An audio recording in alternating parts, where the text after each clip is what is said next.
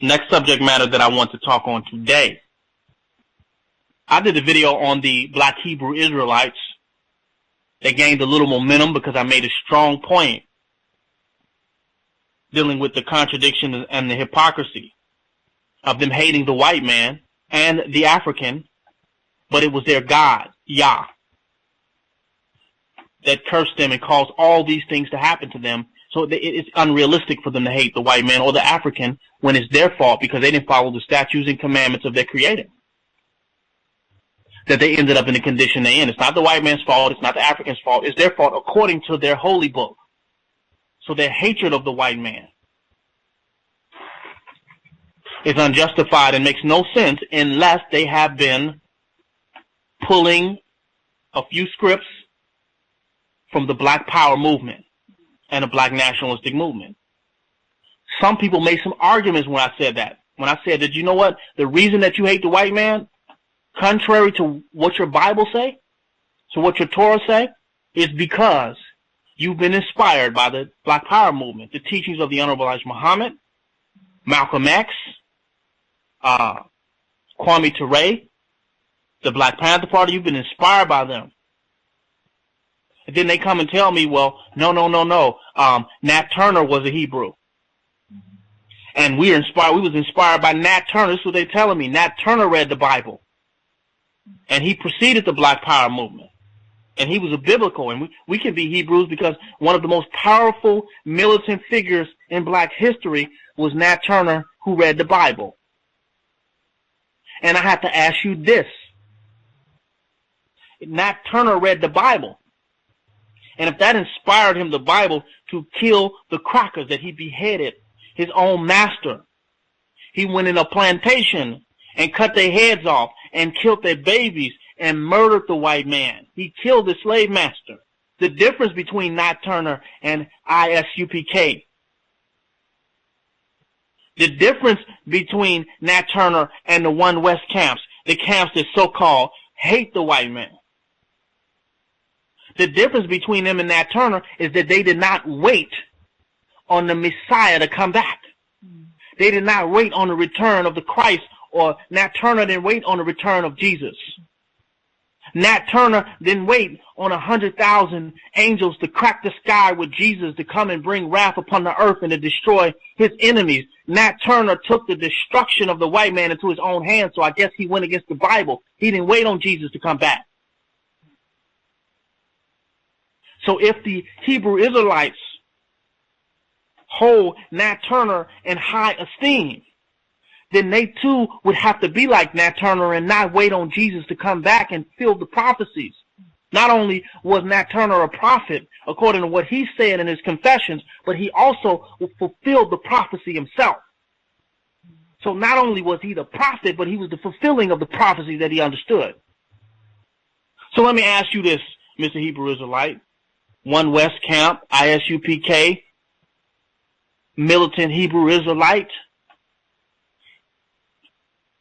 The hell, let me fuck it. I ask this. Let me ask you, Commander and General Johanna, if Nat Turner was among your ranks right now and said, you know what, General Johanna, I'm ready to kill these goddamn crackers. I read the Bible, I read the Torah, and I got an interpretation that's telling me we need to go and start taking their heads off right now, General Johanna.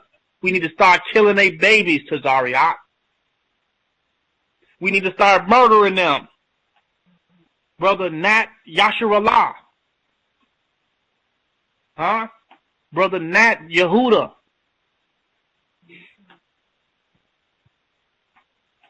We need to start killing them now, General Johanna. We need to start killing them now, Tazariak. What are you going to say?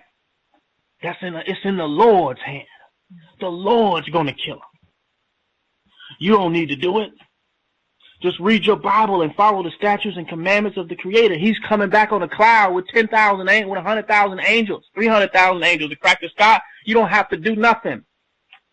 You would have stopped Nat Turner. So stop pretending like you hold Nat Turner in high esteem and you're going to justify Nat Turner for reading the book in the Bible that your slave master gave you. Nat Turner said in his confessions that he just read what was around him. that he just read and got whatever books that he could to learn how to read.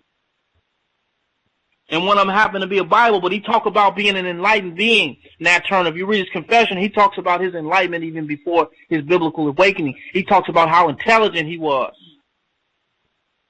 Go and read it for yourself. That his intelligence is what allowed him to teach himself how to read. He talks about how genius he was even before he learned how to read. So you're not going to use Nat Turner as an excuse to keep pushing the white man's book when today you have the more availability of way more books and information and knowledge than Nat Turner had.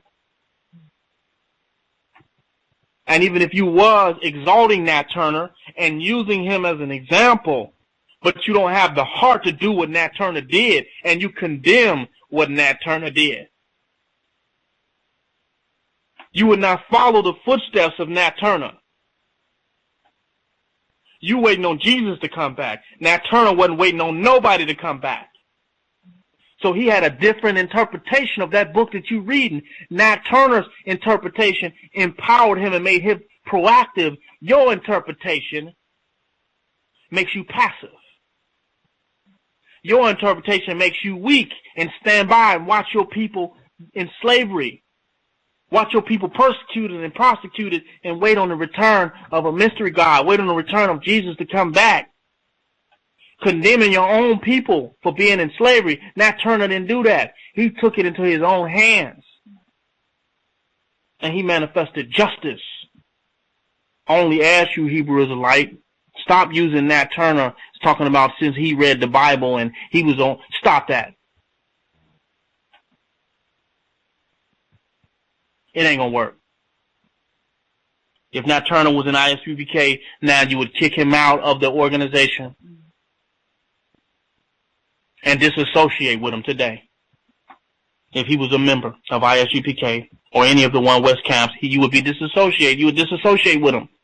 You wouldn't stand behind him and stand beside him when he got that machete taking their goddamn heads off. He wouldn't be going up to Harlem and 125th Street, going into the UK, going into Florida, in Fort Lauderdale, going into different parts of the USA, just standing out on the corner on a soapbox, preaching. He would have a machete in his hand, taking these goddamn crackers' heads off their goddamn bodies.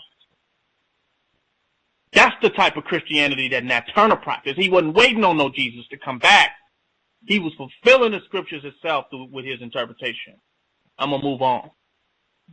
Because I could talk about that for a minute. So let me move on to my next subject matter.